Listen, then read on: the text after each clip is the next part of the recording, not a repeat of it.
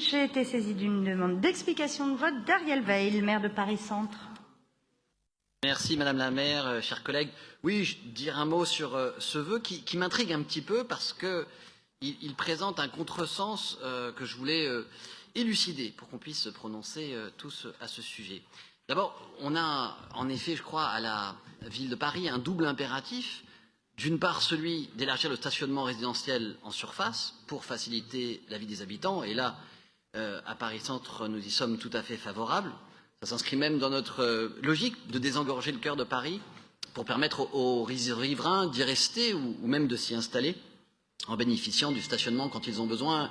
Évidemment, je pense aux personnes en situation de handicap aussi à mobilité réduite, dont je sais qu'elles sont l'une des priorités de mes collègues David Béliard et Jacques Galvani.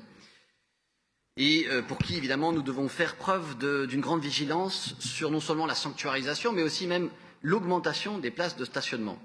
Cette extension dont il est question dans le vœu doit également concerner le stationnement en ouvrage, comme on dit, c'est-à-dire dans les parkings, pour lesquels je réitère le souhait que nous puissions négocier étroitement avec les gestionnaires pour avoir des tarifs préférentiels pour les riverains.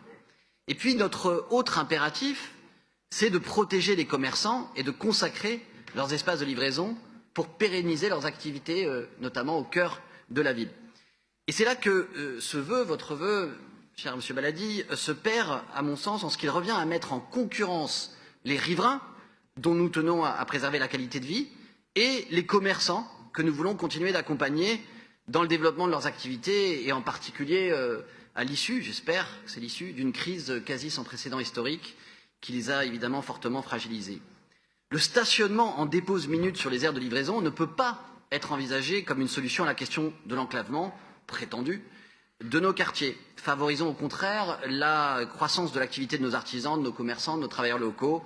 Préservons ces zones de livraison pour éviter les stationnements sauvages qui encombrent les voies, les trottoirs, comme vous le savez, nous en faisons trop souvent le constat, et sanctuarisons ce qui peut l'être en allant même plus loin, en créant du stationnement réservé aux artisans et aux commerçants. Merci. Merci à vous.